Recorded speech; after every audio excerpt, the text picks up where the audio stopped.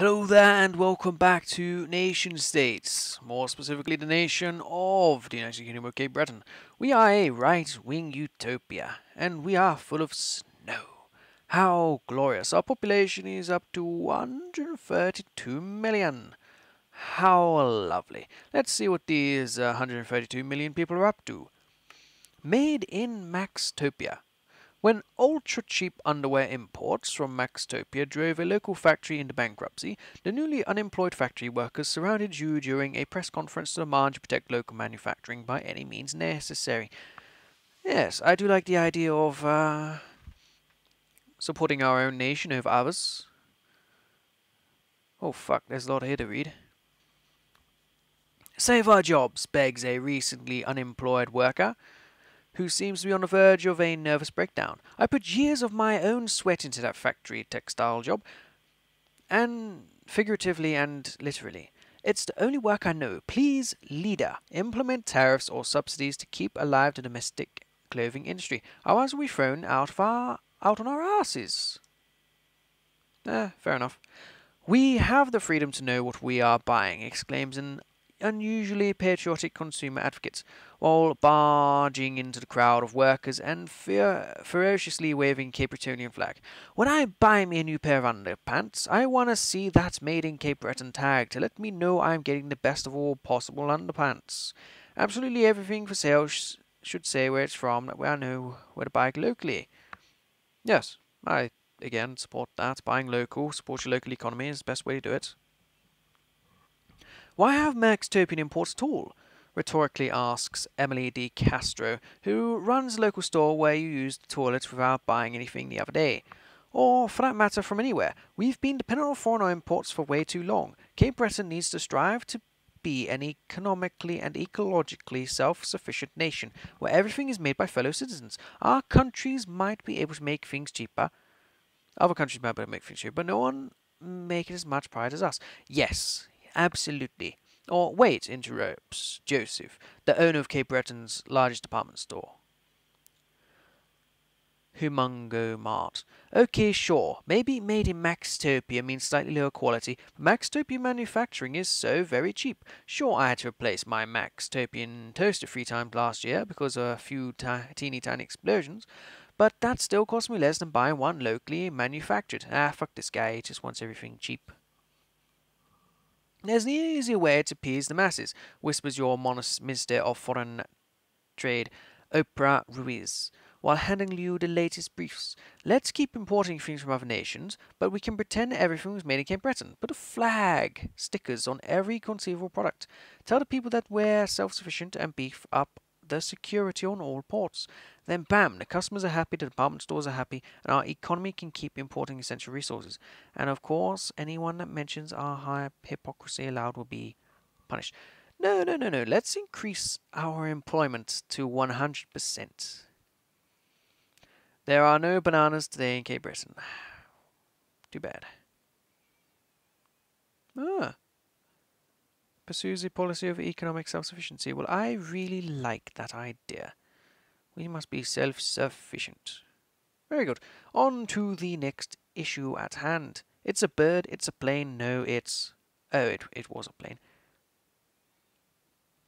A military courier, Winston Cho, holy fuck, his name is actually Winston, rushes into your office in a panic. Leader, there's been a terrible tragedy. We mistook a civilian aircraft for an attack bomber and launched an anti-aircraft missile at it. There were no survivors. What should we do? Well, was it our civilians? Or was it somebody else's civilians? There's a huge difference. Blame the big topians, shouts Calvin Jefferson, your most jingoistic advisor. No one can really prove it was us. Pin it on our foes to prove to the world how monstrous they are. It's the perfect excuse to double down on our military investments. Oh, yes. I like this. What did you expect to happen, says Imogen Putin, leader of Britain's Against Arms. Oh, fuck you, we're not listening to that. We are a militarist nation. How do we even know it was a civilian aircraft? Institute's chief spy. What's his name? We could just quietly let the word out that it was actually a secret military aircraft sent by the Victorians to spy us. And no one could blame us for shooting us down. Clearly, the Miss Goldchildren and nuns were just clever disguises meant to fool us, yes. Deny, deny, deny, explains Matt Wiseau, Deputy Minister of Information. We didn't shoot down a plane because there was no plane. There was no corpses because there was no one on the plane, which didn't exist. No, I want us to double down on our spending. That should always be the priority. Yes, the nation's always been a war of Bigtopia. Arms manufacturing is up, defense forces is up, weaponization is up. Good. That's what I wanted out of this. Fuck your civil rights and lifespan. Go die in the front lines. In the land of milk and honey. Well, a recent survey from the Cape Bretonian Directorate for Health showed that a growing minority of the nation's women are having difficulties producing enough breast milk for their infants. Now, a leading breastfeeding advocate has suggested a cooperative scheme in which nursing mothers share surplus milk with other mothers who are having difficulties for a small profit. Well, I don't see why that shouldn't be allowed. It's simple really, says Patty McLean, while scattering rose petals all over your office.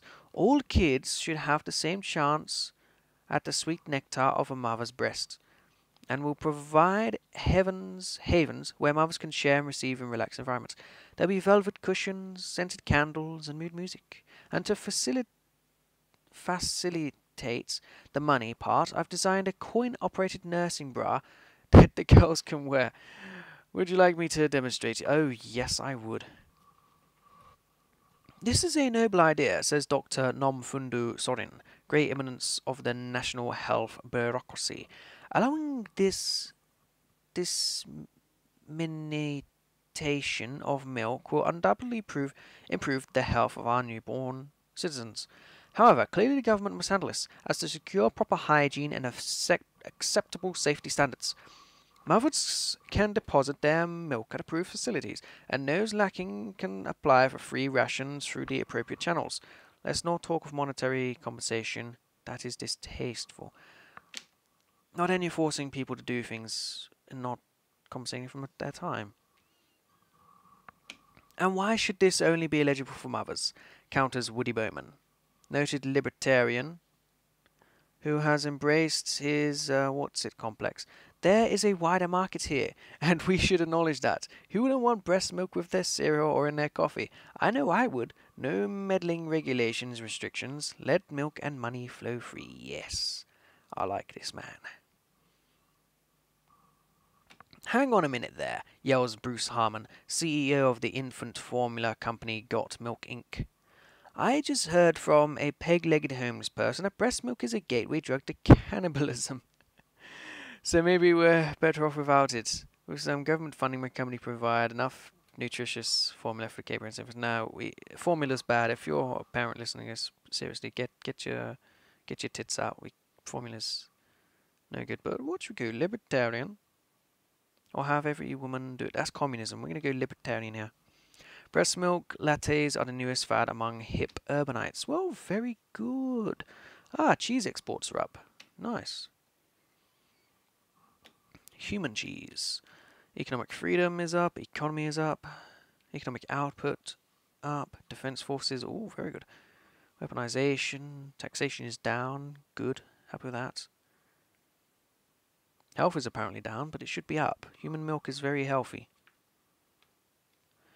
The end is in sight. The high-profile manhunt, capture, and trial of conviction of Faith Cannibal. Oh, conviction of, and this is their name, Faith Cannibal Picard. That's not the best name for this sentence. Has been occupying news lines for months, and now the serial slaughterer is finally scheduled to be executed. While most executions tend to have a few people in the viewing gallery, the notoriety of the infamous ingester of infants has demand for ringside seats at an all-time high. Well, I guess I want to see with my own eyes that she's definitely dead and gone, explains Mama Free Hayley Weaver, filing a cartoon with toffee-flavoured popcorn. Also, it'd be cool to tell the other school mums that we saw the cannibal die. They'd be toads jealous. My youngest has a day off nursery especially for this. I mean, I just think you should have a place with a proper viewing area so more people can watch the big show. I'm not against that at all. A baying crowd would lack a certain decorum, observes professional executioner Zhu Di Yong. Instead, why not have the execution broadcast live on television? Millions could tune in from their own homes, and you could double the entertainment value by having viewers vote on what novel method of execution should be used. It'd be fun to see Picard get dropped in a shark tank, or drowned in custard, or squashed by a giant plastic foot. Don't you think? I do think. I sure do think. The death penalty is a regrettable necessity, not an entertainment event, intones Judicial Review Officer Chuck Larkin, glaring sternly at you over his gold-rimmed spectacles. The public should be excluded from the process of execution. The convicted soul, an executioner, and a single medical witness. There's no need for anyone else in the room. Wait, we're not one of those loopy nations that have the death penalty, are we? Panics confused civil servant Ivanka Sayak, checking through the legislation archive files to see what policies you've enacted in this hectic year. There's some kind of error, right? Tell me it's an error. No, it is not an error. We execute people, and we broadcast it live on television. The TV show The Execution Factor is a critical success. Well, I'm sure it is. Whoa, man died 3 days before co-workers noticed. How about that? Pizza is up again. Good. Very happy with the way my nation is going right now. But apparently we are not amused. What's that? That building there. Entertainment tycoon and billionaire Walter Iser has proposed Iserland, a massive theme park that he wants to build in an economically impoverished area of northwestern Cape Breton. Due to the significant expense of this project, Mr. Iser is asking for state funds to help finance it. Well, he's a billionaire and he wants the state to help him fund something. I don't think that's how it works.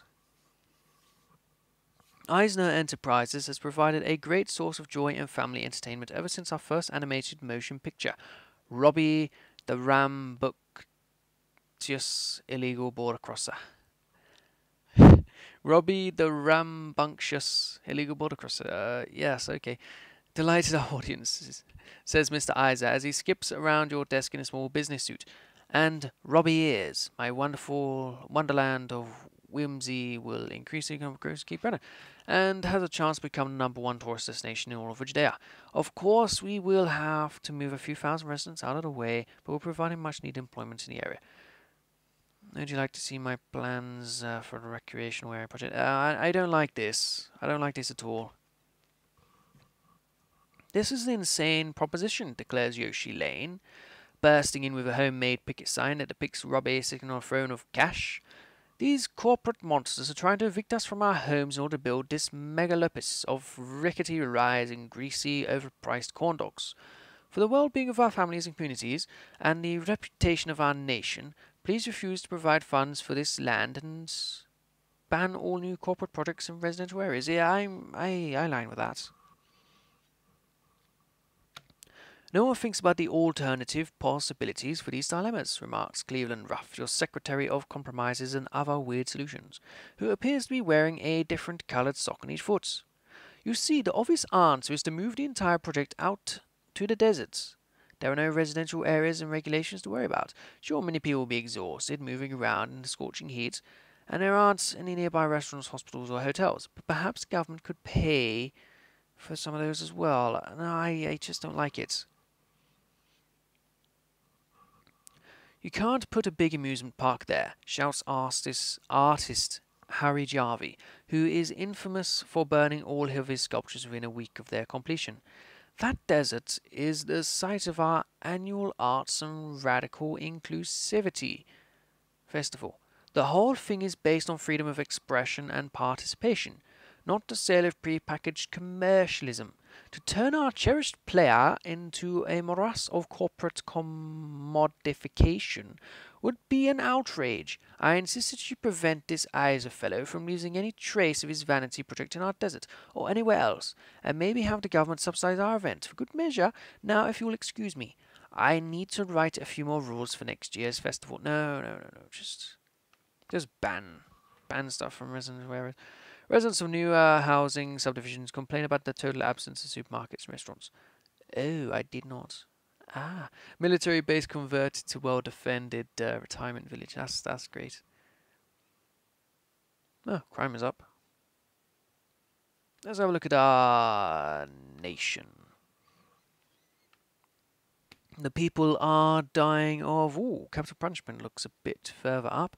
Our government spending is 49% on defence, not quite in the 50-odd plus yet. But anyway, that'll do for this episode. I hope you've enjoyed it. I look forward to seeing you guys next time.